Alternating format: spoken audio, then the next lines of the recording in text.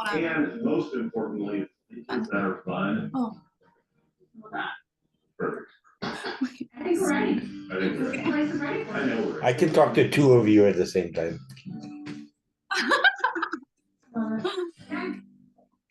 You know, you mentioned when you were showing your bathroom and a super ugly TP holder, but you didn't put a picture. I was curious to,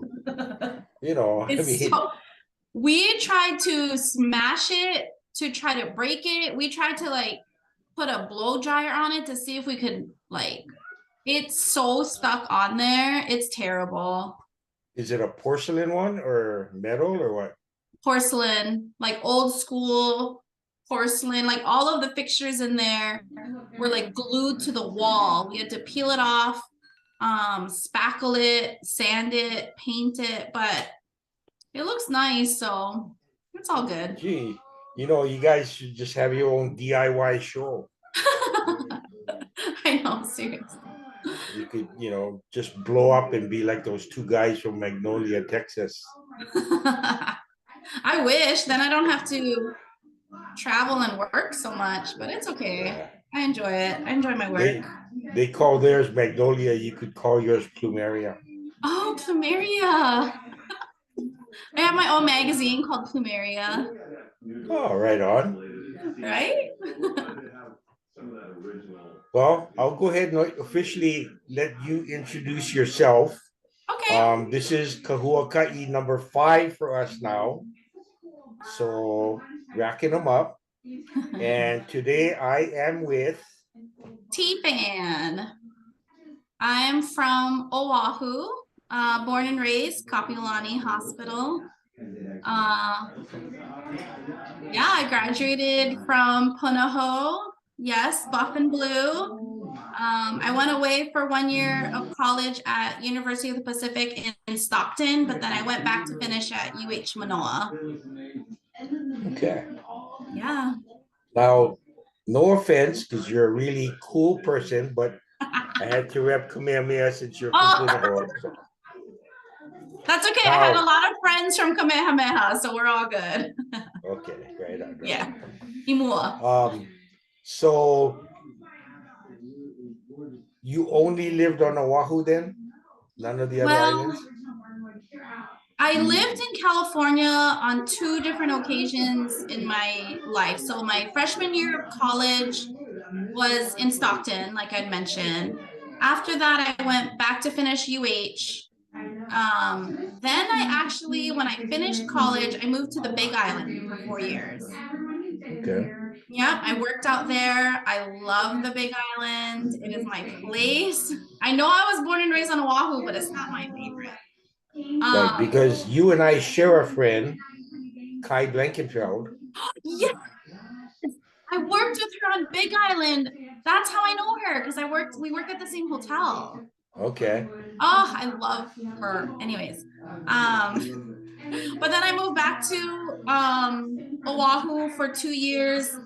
Then I got married and I moved to Lemoore, California, like middle of nowhere. I know you're like, where is that? Like outside of Fresno. So like middle of nowhere. We were stationed at a naval air station out there. So the jets were flying and he worked on jets. I moved back to Hawaii for a couple years, got divorced, life was good. And then eventually made my way to Minnesota. And I've been out here for, this will be, I think, 7 years I've been here. Okay, so makes it about 2016 or so. Yeah, 2016. I thought I'd stay here for maybe 2 years, and now my life is here, so I'm stuck. Now, did you start Punahou in kindergarten? I did not. I started at Hokulani Elementary, which is, you know where St. Louis Heights is on Oahu? Like, yeah. Down the road there is a small elementary school called Hokulani public school. Okay. Then I transferred to Lincoln Elementary with all the Papakolea kids. Yep, my brother went to Stevenson, I went to Lincoln, and my brother eventually graduated Roosevelt because it was right there. My mom was like, nah, we're gonna move you to private school. I'm like, why?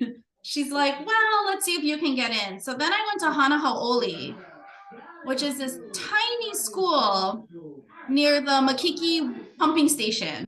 Yeah, okay, I think I've It's passed on it. the corner and you can't really see it because it's a bunch of hedges. Um, I got in to our surprise, and everything was financial aid from there. I come from a very humble beginnings. My mom is a refugee, single mom. She escaped the war from Vietnam, raised my brother and I. And so every private school, Hanahau'oli and Punahou, I was on financial aid because we couldn't afford it. There was no way, no way. You know, we were Yeah, a it's family on food stamps. Public school was we paid $0 for lunch, or 0 cents, I should say, because back then I think it was like 45 cents for lunch. But we were kind of, the poor family. And so it was a little bit tough going to Punahou being the poor family, but I made lifetime friends, and it was a good, I admit it was a very, very good education. good Um, quality, yeah. I mean, yeah, can't beat it. no. So you entered in what grade? I went there in 7th grade and then finished and graduated from there. Okay, right on. Yeah. So So I let's have a little see. mix of public school and private school. Now, so what helped you make the decision to move to Minnesota? Well, after my divorce, I had to let that marinate a little bit. I was in Hawaii still. I met somebody and he was from Minnesota, and I thought, well, if I can get a good job in Minnesota, I might just move. So I got a good job and I moved. That relationship did not last long, and so I was going to leave Minnesota.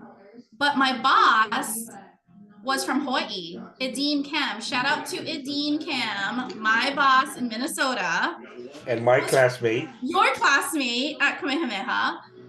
And she kind of became my work Hawaii mom. And then we hired 2 more people from Hawaii. Shout out to Melissa Tashiro, now Pumper, and Margaret Tavai Tui Salo'o. And the 4 of us, all these Hawaii Oahu women, were working at the hotel. And I said, that's my family now. And then eventually I met Jason, my now husband. We just got married a couple months ago. And, so life is here. Okay. So, Is Jason in the hospitality business too?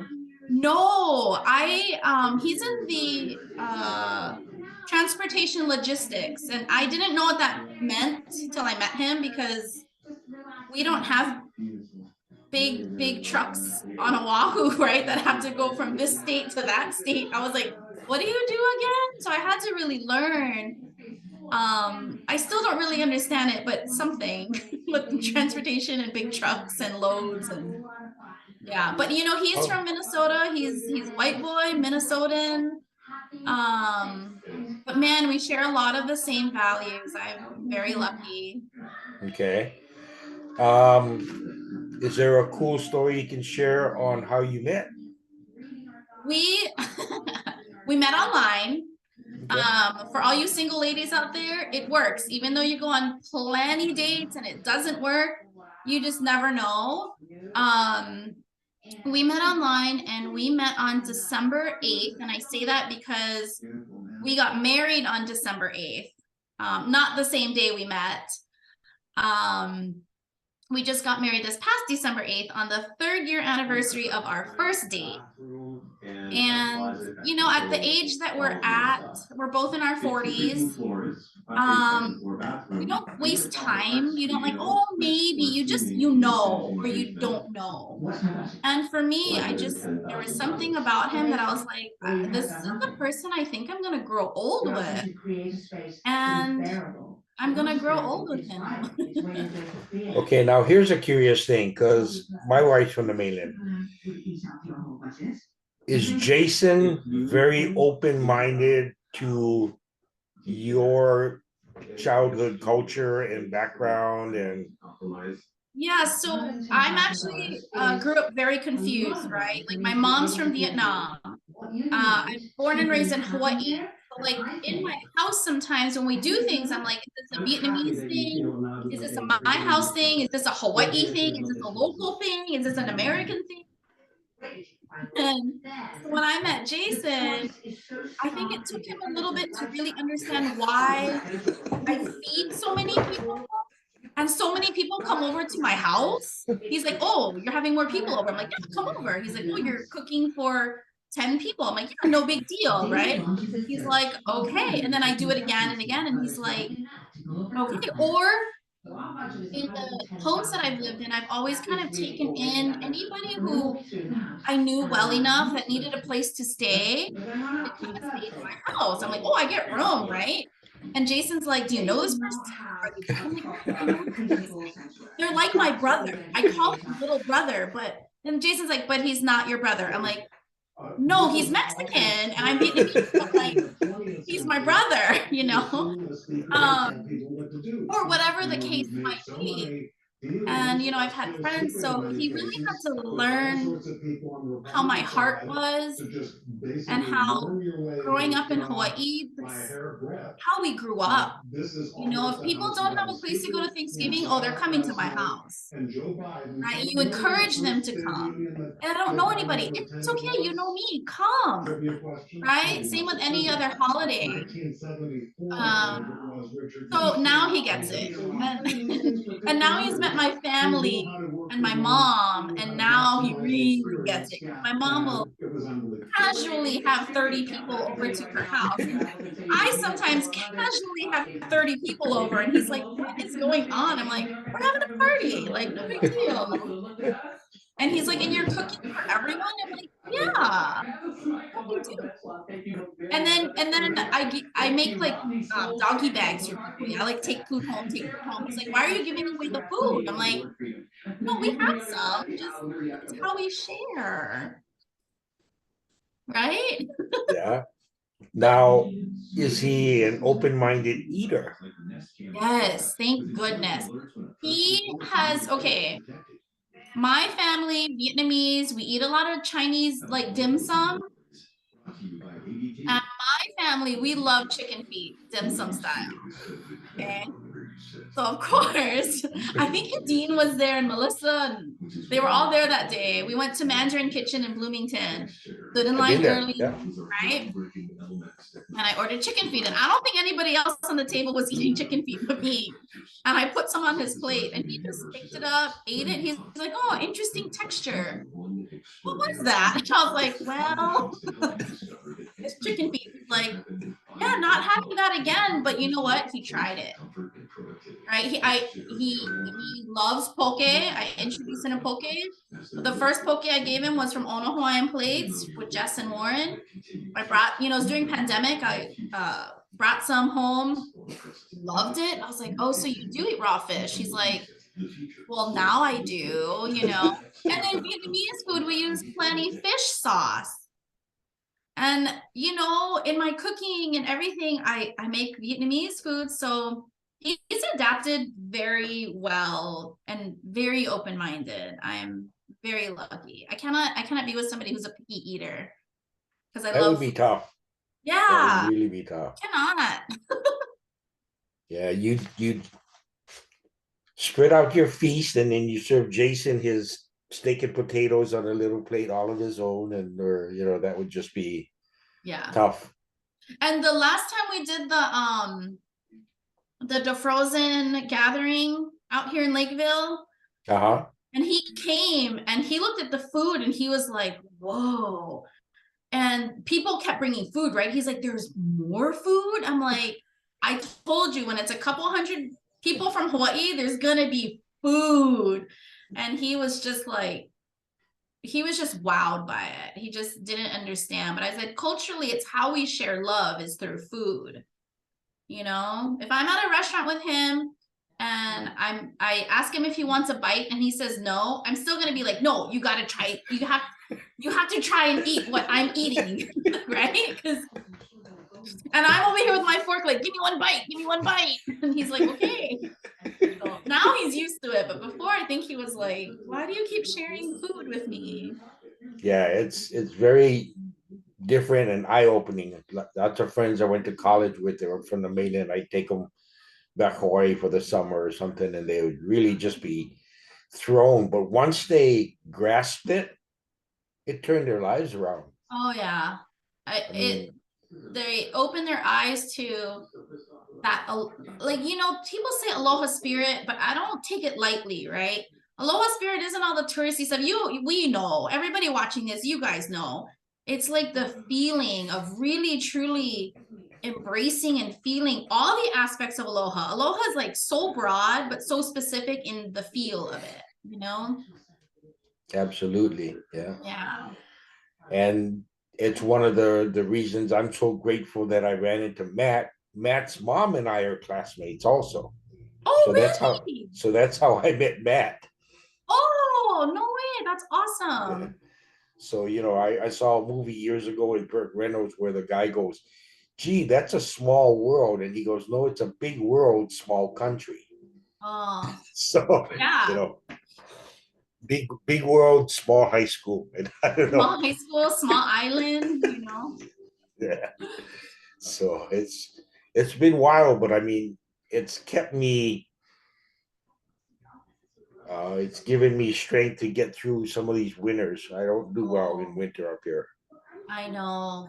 It's brutal. My first few winters, I remember, I think it was maybe my first or second winter, Idine would bring me like chicken long rice. She would bring me lao lao. I'm like, where are you getting this food? And she's like, oh, I made some or I had some and I'm like, thank you so much. And then I was like, oh, I need to start like learning how to cook some of this, right? Like I've never made chicken long rice before in my life until I moved here because I could just easily go buy it back home.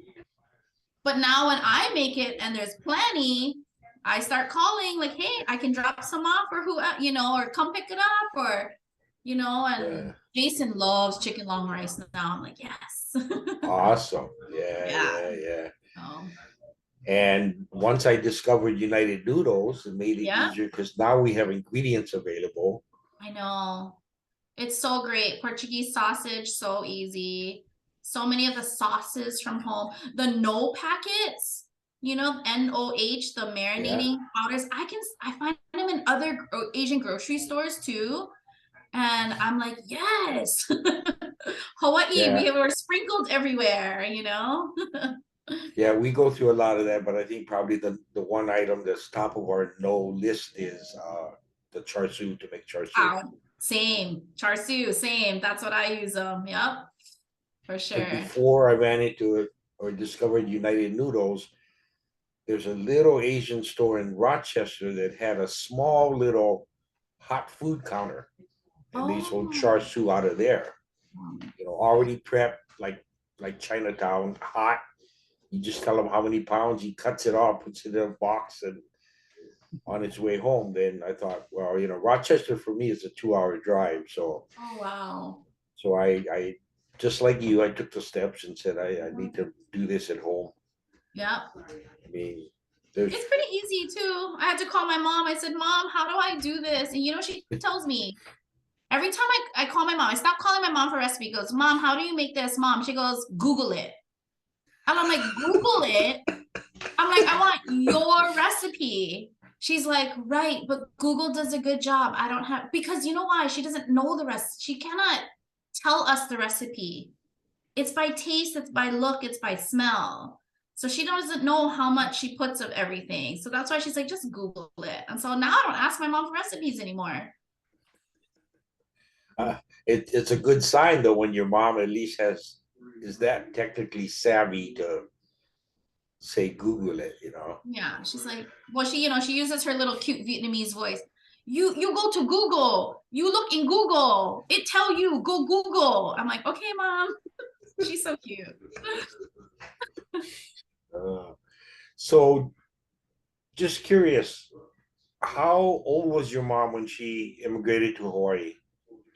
So she left Vietnam when she was about 23 or 24 years old. Okay, so And she, before you, right? yeah, 7 years. So in 75, she escaped Vietnam as a refugee. She ended up in Kansas City. And she ended up with a Jewish host family in Connecticut took her in. So I have Jewish grandparents, okay?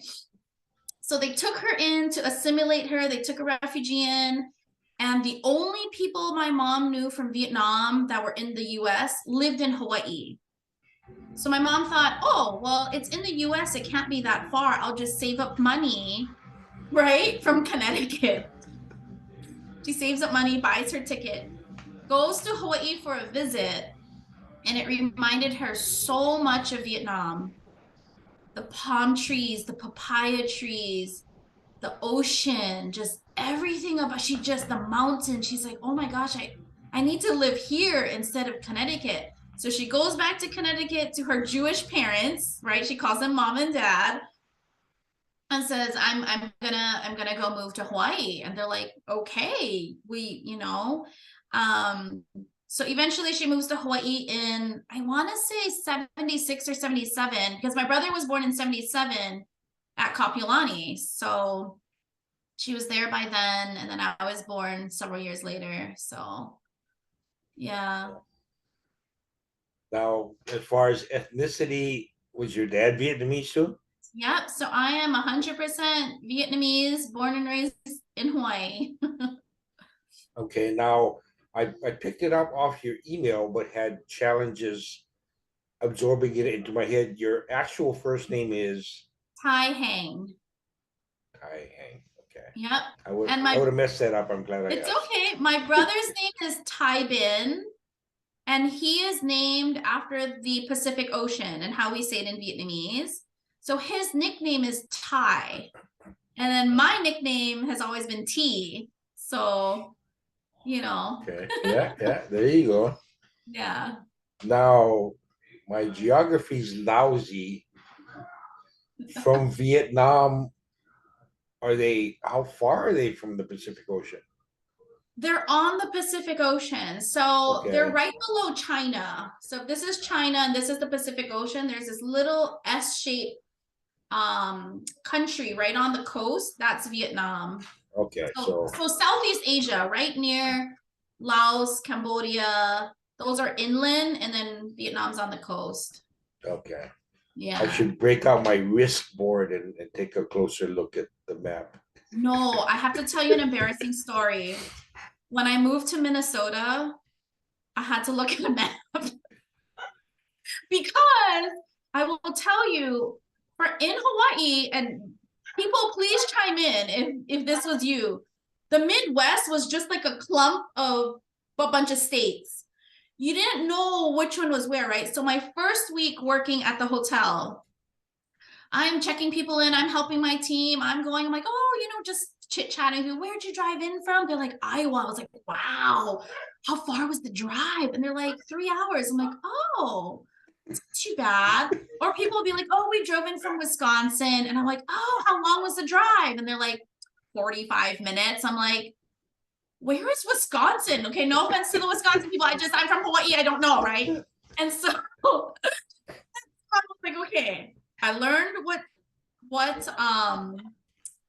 state is south of us and what's east of us. Then I had to learn, okay, well, what's on the west? I had to look at one map. Like, kind of embarrassing, but I can't be the only one. There's got to be other people on here that had trouble understanding the Midwest states. Yeah. I saw a little puzzle online where they would give you this picture of the state Yeah.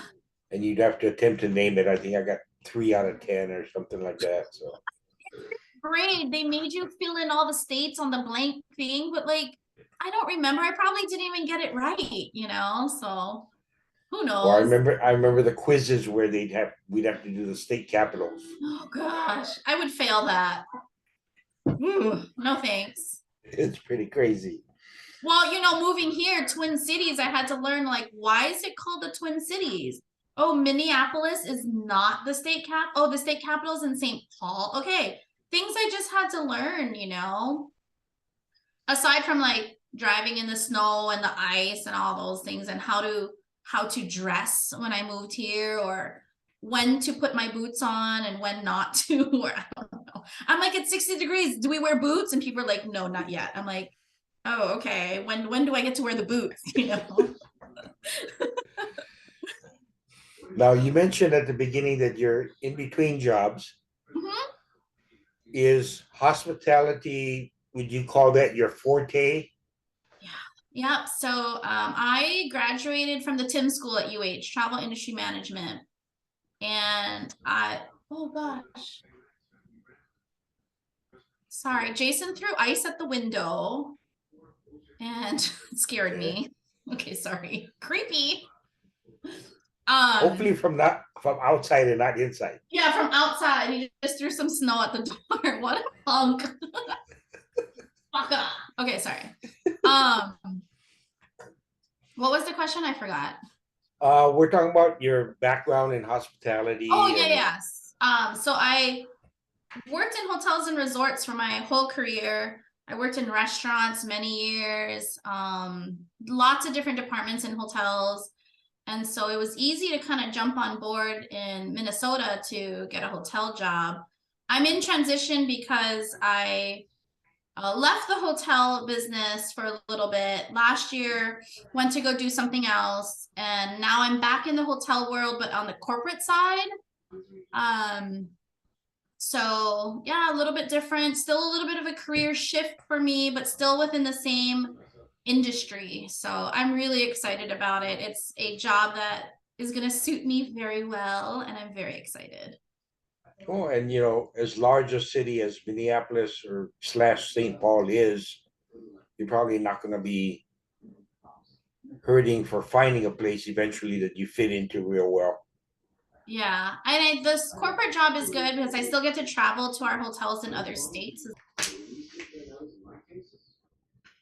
Hang on a sec, I lost my power in my earpiece here.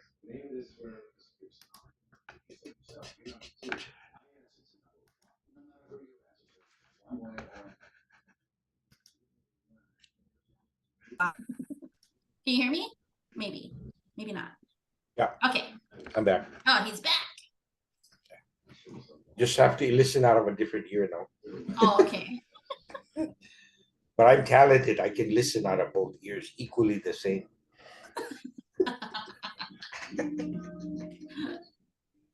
I'm ambiguous.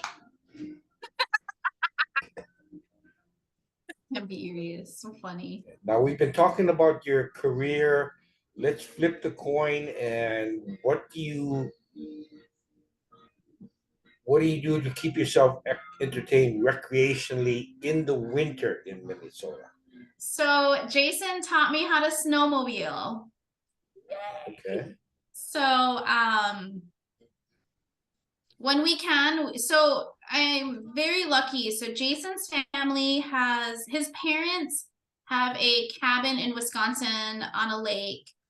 And right across the same lake, Jason inherited another property from his late uncle. So he and his sisters share this cabin right across the lake from where his parents are. And, so during summertime, they get the toys, the pontoons, the jet skis, we go out. And then during the wintertime, they have the snowmobiles because the whole family does it. His parents are in their late 70s. They still go out snowmobiling. It's like, so I'm like, okay, if his mom can still do it, I can learn this, right? I can weather the cold weather and I can do this. So I finally learned last season how to like drive my own snowmobile. I didn't crash. I was safe and it was so fun. So we haven't done it this winter yet because we've been a little bit busy with our Hawaii wedding in December. And then we have a Minnesota reception next weekend. So it's been a little bit busy with travel and my work schedule. Snowmobiling, and honestly, Jason and I will go hiking. If it's 20 degrees or warmer, we'll go hiking also. Okay. Probably within the last 5 or 6 years, I got introduced to it. Have you ever used snowshoes? No, because I know snowshoes have come a long way, but I just think of tennis rackets on your feet, right? And I know it's changed. I have not tried it yet. I want to though. Let's go. We did it with I'm part of a nonprofit mentoring group, so I've got a little boy that's in my life, and we went a couple years ago, and it is amazing when you get to snow that you know for a fact you'd go knee deep down when you took a step. These snowshoes barely leave a print. It's Really? mind blowing, yeah.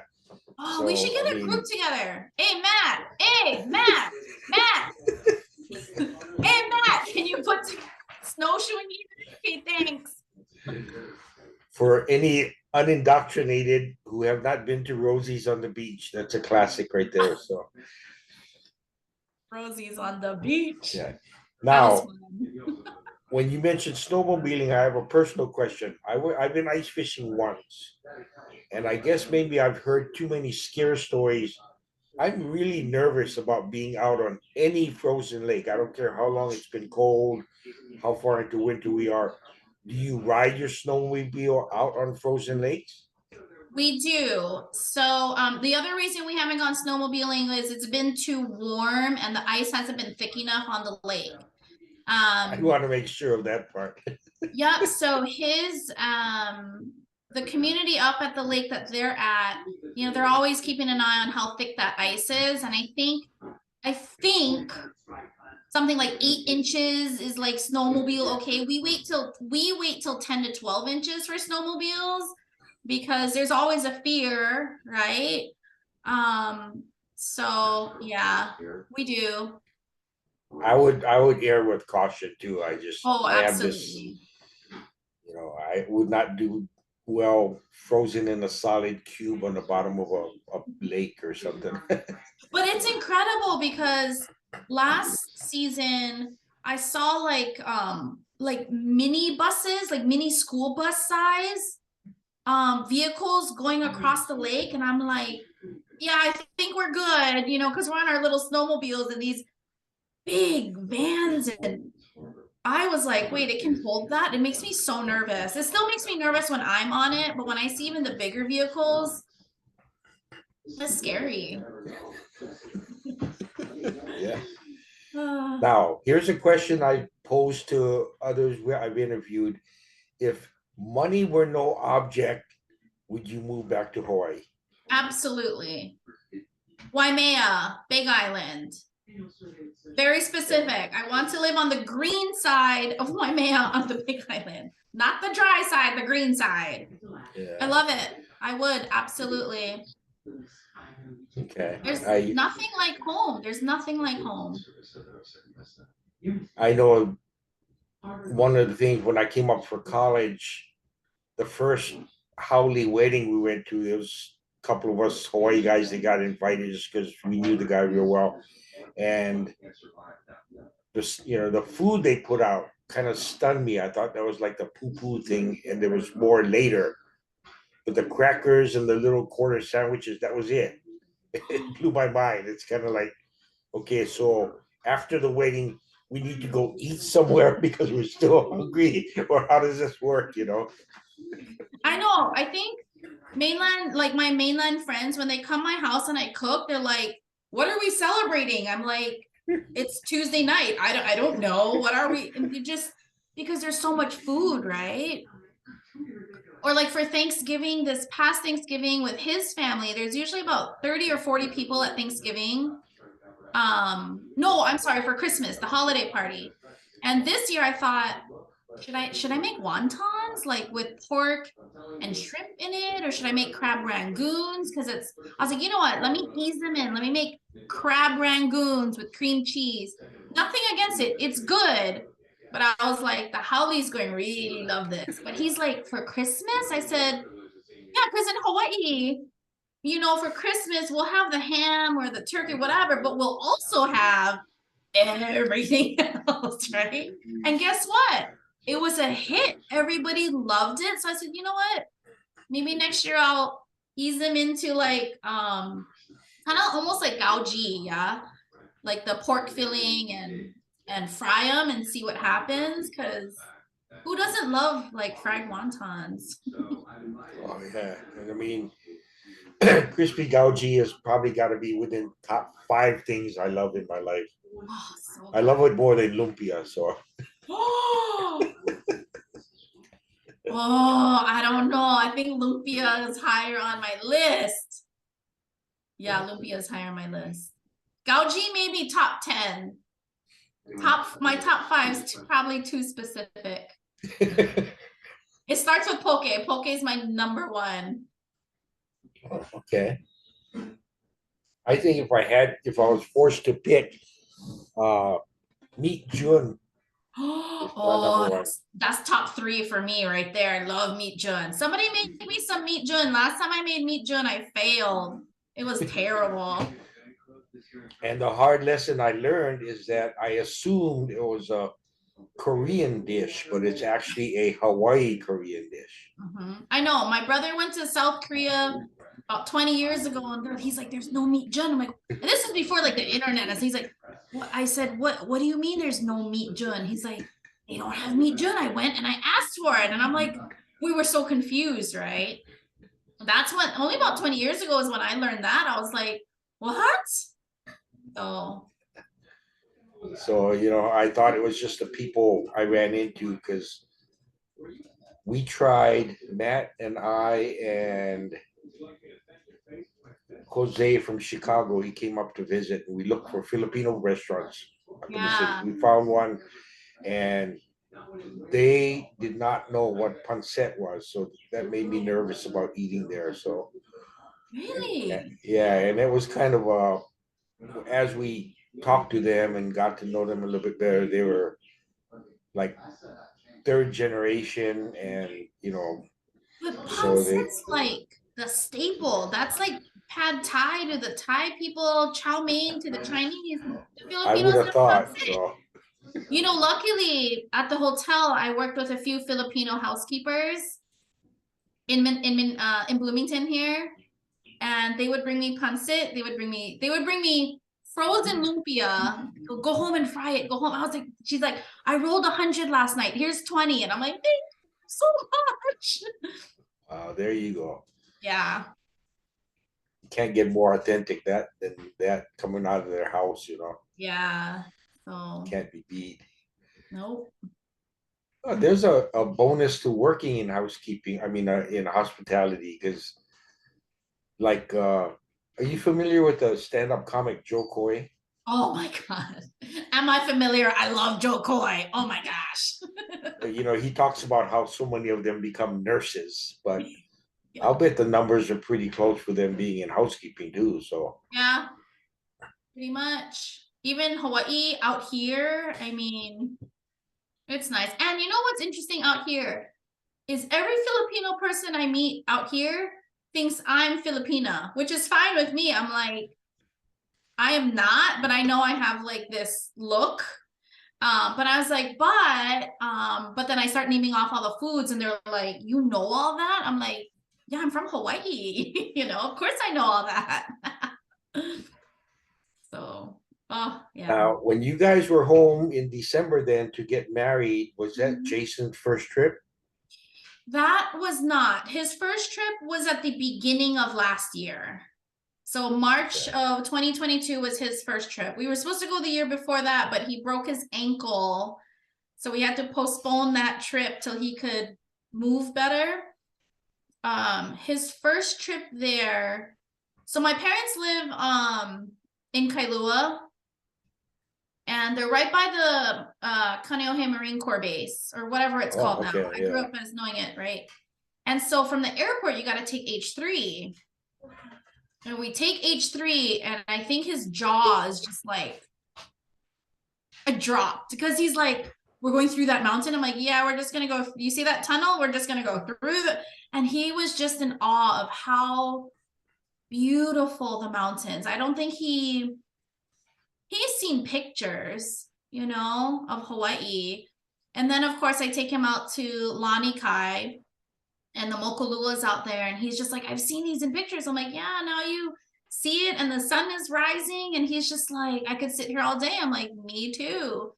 Um, it was really cool. He loved it. And you know, the decision of do we get married in Minnesota or Hawaii or somewhere else was a hard one for us. And of course, everybody thinks it was my decision to get married in Hawaii. My decision was to have the wedding in Minnesota. His decision was he wanted it in Hawaii. So I said, okay, let's, I mean, I'm not going to say no. And so we did a small family intimate thing in Hawaii. Yeah, and Were I his said, what do parents you, able to participate with you guys? yeah, his family, his immediate family came out, the sisters, the brother-in-law, one of his best friends came out. A few of our Minnesota friends flew out there also. And you know, I had to ask him, what do you envision for getting married? And he's like, mountains or ocean. I'm like, well, that's easy. So we ended up with our ceremony out at Paradise Cove out in Ko'olina. Oh, okay. It's right on the coast. It was so beautiful. And then we had a reception dinner. And then the following day we took 30 people out to Kualoa Ranch because he loves Jurassic Park and Jurassic World. I'm like, okay, well, we got to go to Kualoa. And we did one of their tours. Everybody got on one of the buses and we did a whole tour, and everyone just loved it. It was amazing. It was awesome. Now, for Jason's first trip, what's something that you were like hyper eager to introduce him to once you got to Hawaii? Zippies. I was like, we have to get the chili. We have to get the Korean chicken. You'll understand how good this chili is. He's like, and I said, don't forget, we eat it with rice, because he knew that from when I make chili, right, with rice. And so we get there, I'm like, we're not going to order the chili with no rice. The chili has to come with rice. I know there's an option for no rice, but that is not our option. He's like, okay, why don't you just order? I'm like, okay. Zippies was definitely one of it. Aside from like the sightseeing, of course, you know, jumping in the ocean and stuff. Food wise was Zippies and Manapuas. I love Manapuas. I love baked char siu Manapuas. You know, we grew up on them, and he liked it. He's like, this is good. I'm like, good, keep eating them. I bought a dozen of them.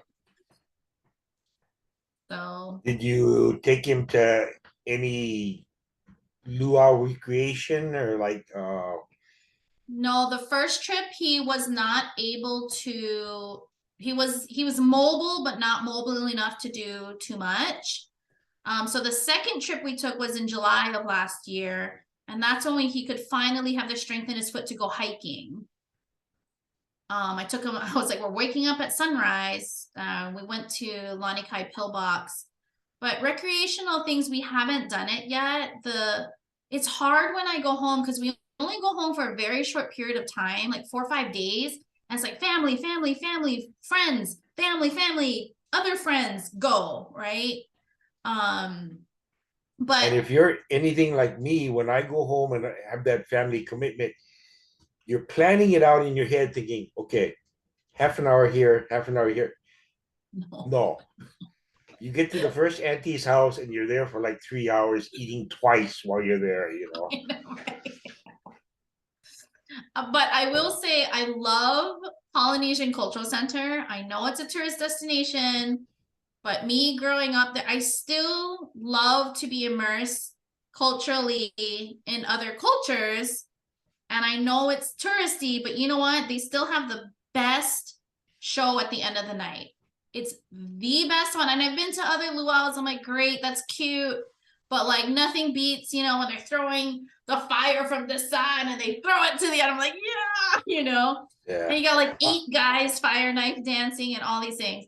So eventually I will take him, but haven't taken him yet. I think he'll really enjoy it just to understand like Polynesian culture, like how much we share. That's all we want to do is we just want to share. And if we can, like if they can make money off of it, great. It's a great tourist destination, but you know what, for locals, it's great to go also to appreciate, what they do. And you know what I'm finding, or I found early on and keep discovering, like with participation with the Frozen Ohana, is when I came up originally for college, basically first experience on the mainland, all your Asian slash Polynesian communities that we would meet along the way kind of sort of had the same open door policy. It was very easy to get swept in. It was weird because the first year at the college I chose, there were definitely cliques, the blacks and the Hispanics, and no mixing, no blending. They had their own parties, their own activities. And then the Hawaiians came in, or the Polynesians came in, they'd have a party and everybody was there. You know, Because it's they like, made friends with everybody, yeah. right? Buddy. And like you mentioned, people mistaking you for Filipina. A lot of people, that was their first exposure to a Polynesian. They weren't really sure where we were on the list, so Yeah. let's just check them out and accept them and go from there. So it was fun. It was exciting, and I don't know if I could ever live completely separated or isolated from some kind of Polynesian Asian culture of some kind. So. Yeah. I mean, honestly, the Frozen Ohana has kept me like, how do I say this? I'm a better local Hawaii girl outside of Hawaii. I don't know, like for example, in Hawaii, I wouldn't go to a slack key guitar concert. I wouldn't have an opportunity. I got on a phone with Kalani and he's like, I'm coming up. Can you dance? I'm like, no. He's like, please. I'm like, no, you have some of the best hula dancers. I am not dancing. Somehow he convinced me. These are opportunities. Oh, and going to Jake Shimabukuro concert and like meeting him after and talking story. Those are things I didn't do in Hawaii. But out here, the It's opportunities, I don't know. I just like, we gotta go, we gotta go. It reminds me of home. And I'm a better local girl out here. I don't know why. I think it causes you to focus more. Maybe, yeah. Because I was So, talking to someone a while back, and once I became an adult with a career and a job, there'd be times when I'd only go to the beach twice a year. what? You get so caught up in, Everything else. yeah, and Yeah. you're driving along thinking, oh, there it is, it's right over there, but it's a matter of stopping and getting to go. So That's like my brother. He doesn't go to the beach. I'm like, why? I was a beach bum. I was at the beach all the time, even as an adult, because that's how I decompress from my day. If I was having a tough day at work, at the end of the day, I would just go and, there was always a swimsuit and a towel in my car, right? And I would just go, especially when I lived on the Big Island. You just drive down. It's so beautiful out there. Just jump in, watch the sunset, go home. It's my way of decompressing. That was my thing. Here it's hard. It's frozen outside. I can't go jump in the water. So, and then now, do you find yourself still amazed when Minnesotan natives get excited when it's going up to like high 20s? well, I get excited now too because now I know what -30 feels like, and I'm like, oh my god! And like this week last week we're having a heat wave, right? This weekend. And I'm like, oh, like today was a high of 40, sunny.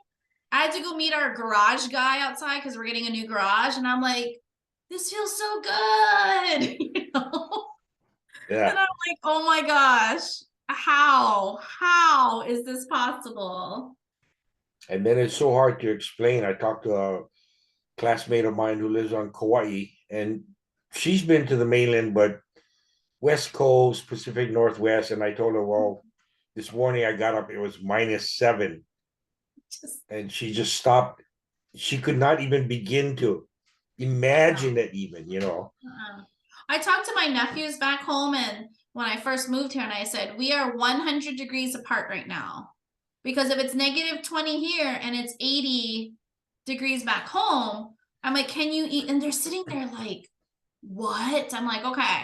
And I had to break it down for them, right? Like 32 degrees is when, blah, blah. So like, and then 0 and then negative. And they're just like, what? They can't even conceptualize that. So my brother is coming up next week for the first time to Minnesota. And I was like, I'm sorry you're coming up in February. And he's like, well, how cold? I'm like, it's gonna be pretty cold for you. So we'll Yeah, see because what I mean, happens. you think about it, the closest they'd have is a walk-in freezer somewhere or something, and Yeah. that's in the 30s. Yeah, but you do it for like 10 seconds, you know? So it's so tough to get it across. And once you've experienced the boat, now let me ask you this: the other big difference I discovered when I moved up here from the mainland initially to go to college was, what was your very first extended car ride? Oh, oh my gosh, I know exactly what it was. Well, I'll say this, as a child, my parents got divorced when I was very, very young. And so my dad was in Southern California. So I did grow up going to California quite a bit. And my first memory as a child going on a road trip was to Vegas from LA. Okay. And I just thought that was the longest like trip ever. As an adult, you have a better concept of time, right? But mine was from Stockton, which is just outside of San Francisco, down to LA. My friends were at USC, and I had a friend that I'd met at university that was driving down. I was like, can you drop me off at USC? I want to go see my friends. And it was Thanksgiving weekend, and it was just bumper to bumper traffic in so many different sections. Instead of, I think it usually takes maybe 6 hours, I think it took us 10 hours, and it just was the worst. But now I love it. I can do it. A couple years ago, Jason and I did a trip down to St. Louis, Missouri. We drove because it was pandemic and we weren't flying, but we wanted to get away. So we chose St. Louis, Missouri. We had never been, and they had some really good hiking. So we're like, let's go. And it was a wonderful road trip. I like road trips now. Yeah, it's really wild. When we got to college, there was three of us from Hawaii at the school, and some Howley guys that we knew offered to take us. We were in Salem, Oregon, offered to take us up to Portland, which is about an hour. So we said, "Oh, great, yeah." So we went back to our rooms. We started packing overnight bags because I mean, we're going an hour. I mean, town to North Shore, 45 minutes. You feel like, I wow, know. we've been driving all day. And we get to the car and they're just like, what are you foolish Polynesian people doing? Well, I it's an hour there, hour back. I mean, we're not coming back today, are we? Yeah, we're coming back yeah. today. I remember when we were at university in Stockton, it was about an hour, 15-minute drive to San Francisco. If you were like flying, and there was a Fiji concert. And everyone's like, let the Hawaii kids, let's go, let's go. It's like, well, same thing. Like, are we gonna stay in? They're like, no, we're just gonna drive home after. I'm like, but it's gonna be so late and da da da, whatever, whatever. And then I realized, oh wait, so I had a car. So I'm like, wait, shit, I gotta drive because who else is driving? Like, I have the car, right? So we piled in 5 of us, and it was a blast. But I was like, okay, we can do this. Hour 15 minutes. I'm gonna make it. I'm gonna make it.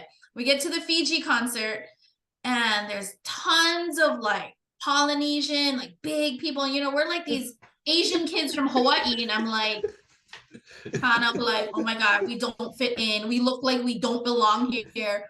But then we start dancing and singing all the music, and it's like, oh, you guys are really, we're from Hawaii. And they're like, oh, okay, right on, right on. Right? Oh man. Yeah. Oh, Fitting in is fairly easy once you get there, because I think Hawaii people learn really fast to adapt, yeah. whether it's have them adapt in or you're adapting out or whatever it is. But it doesn't seem like, I don't remember any situation where we were wallflowers for very long, at any kind of event. So And I think for me being in Minnesota, it was like, okay, embrace what the Minnesotans do, right? Don't hate on how, okay, I know I hate the cold, but don't hate on the cold too much. Let's go see what their activities are and let's try them. Let's do it, like the first time somebody told me about the beach. Oh, there's a beach and I'm like, oh my God, there's a beach? Yes. They're like, okay, but it's not the ocean. I'm like, oh yeah, I'm in the middle of the continent. Okay, go to their beach. And I was like, okay, this is their definition of beach. This is not my definition of beach. I'm not going to hate on it. Maybe I won't come back, you know? But look at me now. I do the lakes and I jump in the lakes and I swim. We take the pontoons out and, I asked Jason if we could get some stand-up paddle boards for the cabin. So it reminds me of being at home because there's water. Never mind that it's brown, but it's okay. yeah. This is what they do. I'm gonna do it too, right? And I'm Just kind of yeah. selective now, looking for larger lakes, because we have 5 lakes in a string here in Fairmont where I live, but a lot of them are green and brown, and that just makes me nervous. So Puppy, puppy.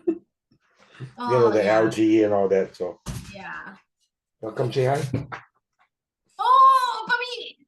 I know. We have 4 dogs at our house right now. There's Holy one moly!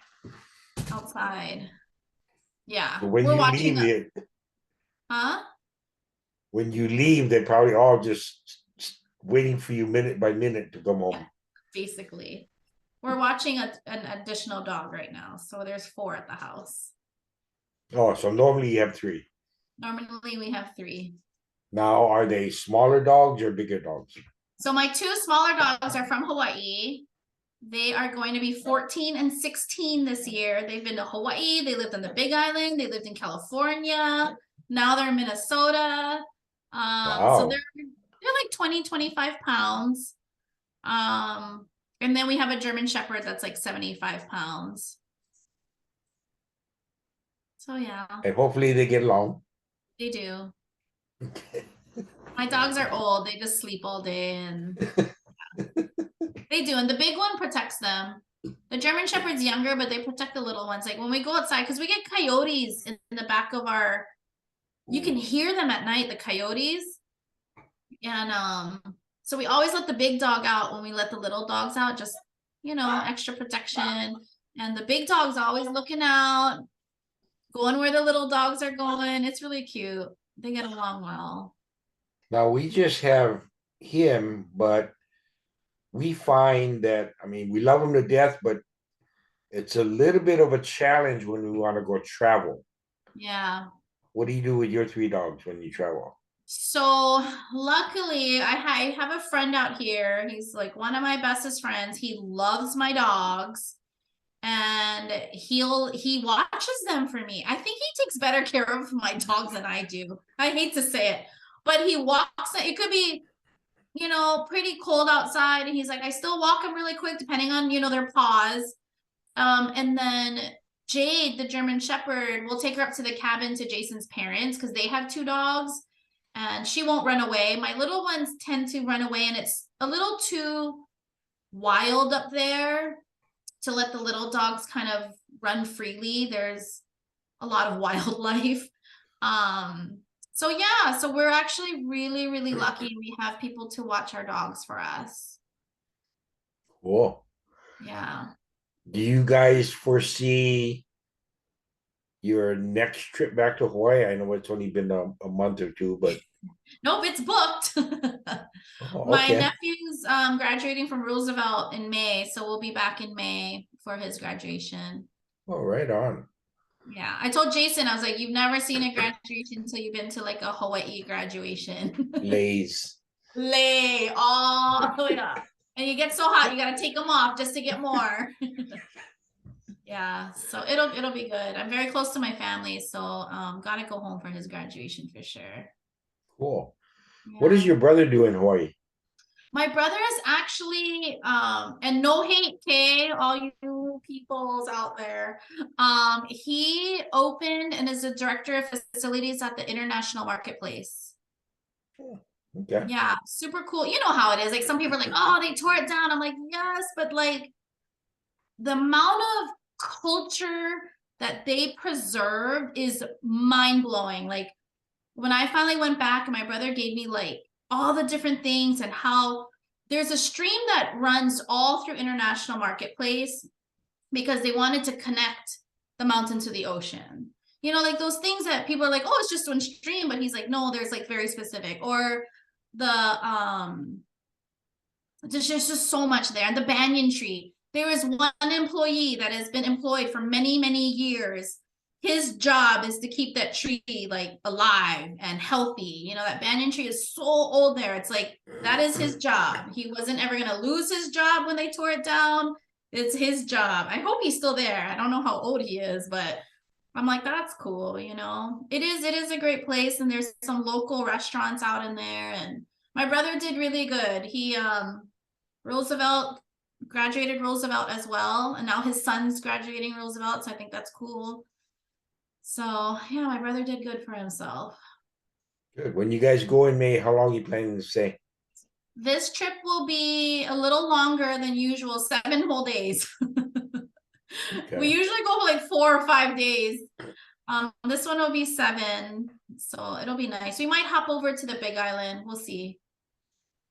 I'm going first week in March for a conference.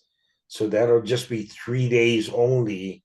Oh And wow. I don't know on either end of it if there'll be any time to do anything other than the conference. So at least I get to write it off if nothing else. So Yeah. Is it on Oahu? yeah, in Waikiki, which Yeah, I can I make know. do. I'll have to get out of there, at least make it to Rainbows or someplace, you know. Yeah, right down the road. Yeah. No, Yeah, there's some because good places in Waikiki now, though.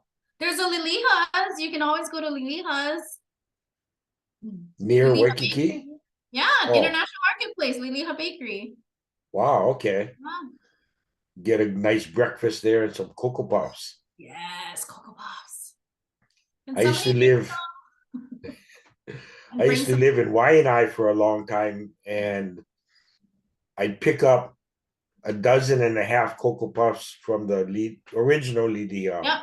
Mm-hmm. because the half dozen I bought was to get me to Waianae.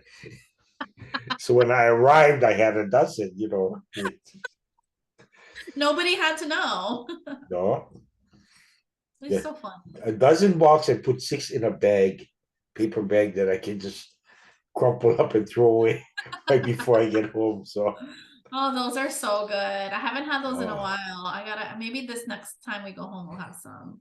And then what I feel sad about is along the way too, you slowly see iconic places, you know, going out of business or whatever. So I don't think Zippy's will ever had that problem, but there's places out there that, you know, are gone and people grew up with and so have to make do. Yep. Or they When we can't get to pass it. Sometimes they can't pass it to the next generation, you know, and so it closes or and then the pandemic just, you know, it was made it tough. really rough, Pandemic yeah. was tough on a lot of people and it's hard to see, but always try to support local. Yeah. Yep. So, do you have anything in the works as far as getting back into the hospitality business solidly, or Yep, that's the new job I'm going to be taking is for a corporate office for a hotel group. Okay. So I won't have like one specific hotel. I'll actually be working on many of the hotels. So still in the industry, but a different role. Okay. When do you officially start that? End of the month. Okay. Get a Yeah. little bit of time to finish up your little projects. Oh yeah, lots of house projects. Now, are there any plans to do any more rosies on the beach? Ooh, that's an Uncle Polly question. I have no Okay. idea. I think not. It was fun though when we did it. There's a few episodes out there. Yeah, I like them. It was entertaining. It's probably Entertaining. hard to get you and Matt together in the same place at the same time for an extended period. Yes, and that was, yeah, we had some scheduling like, oh, what about this? And it was just, yeah, it was hard. But we did it, was fun, was good fun. Good, good. Oh boy, well, I had a great time. I want to say big mahalo for joining me for this. Yeah, You so have fun. you have an exciting life. Nah. Good, I just stay busy. good, good. Okay. Well, thanks again and have a good week. Stay warm. Enjoy your trip to Hawaii in May. Thank you. Will do. Aloha. Bye.